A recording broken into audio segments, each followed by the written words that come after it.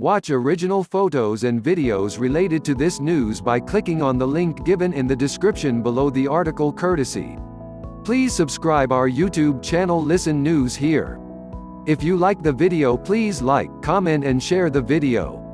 Jerusalem, Israel, racing to contain a novel coronavirus outbreak and in the grips of a months-long political stalemate, was on the brink of a constitutional crisis Tuesday as the Speaker of the Parliament vowed to defy a Supreme Court order that he must allow lawmakers to vote for his replacement.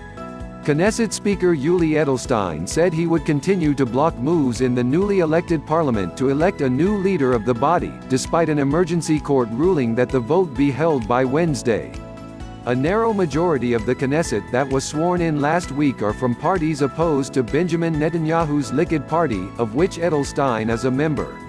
61 members of the 120-seat body signed a letter calling for Edelstein to be replaced.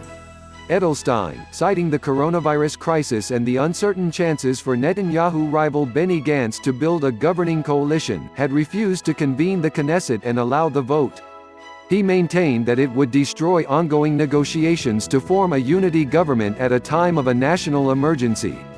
The court, acting on petitions filed over the weekend by members of the Knesset and pro-democracy groups, said the Speaker's refusal undercuts the foundations of the democratic process and ordered the vote to go forward. Edelstein, accusing the court of interfering in the legislature's business, said he would not comply with its ultimatum. Other Likud leaders also slammed the court, saying they would boycott Knesset deliberations. During one of the most difficult crises, the justice system is promoting a coup in Israel, said Transportation Minister Bezalel Smotrich, a member of the ultra-nationalist Yamina faction, according to Haaretz. But activists said it was Edelstein's threat to ignore the High Court ruling that was precipitating a crisis. "This marks the end for all of us and the beginning of anarchy," commentator Ben Caspit wrote in the Daily Maariv. Publicly elected officials are calling for a rebellion. Former Supreme Court President Dorit Binish warned Tuesday that the standoff threatens Israel's vaunted adherence to the rule of law. The implications of his refusal to accept the High Court of Justice's ruling means utter chaos. It means breaking the basic frameworks of the democratic regime, Binish said in an interview with Khan Radio. The drama is unfolding in the midst of a worsening coronavirus crisis that has Israeli citizens largely confined to their homes as the number of infections soars. More than 200 positive cases reported overnight Monday brought the country's total to more than 1,650.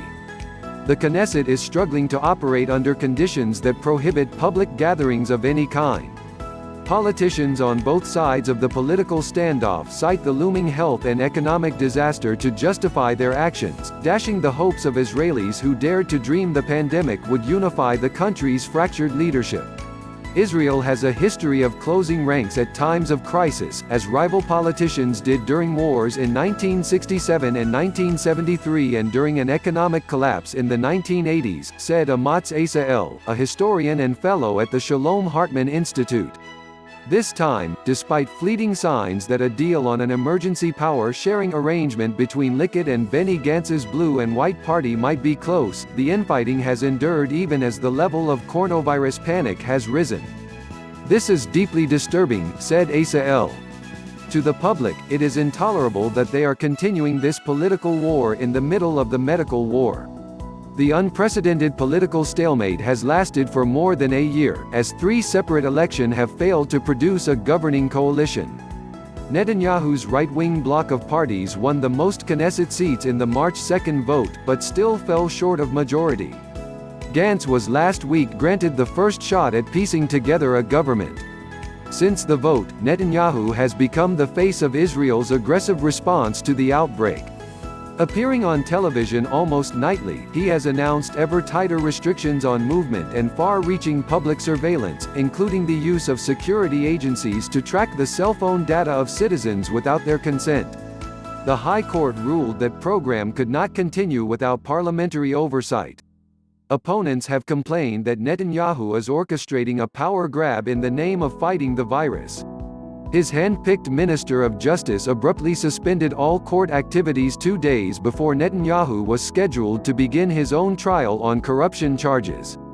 and the Prime Minister's allies have fiercely resisted the resumption of Knesset activities in which they will likely lose their long-standing majority status.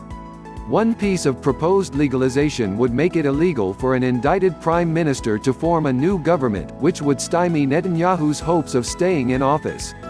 Homebound Israelis have held virtual protest gatherings to oppose the actions. And a few hundred formed a convoy of cars, many flying black flags, heading for the Knesset in Jerusalem before they were stopped by police outside the city. Someone is going to have to climb down from the ladder, Asa El Said of the political brinkmanship. And I don't know who it is going to be.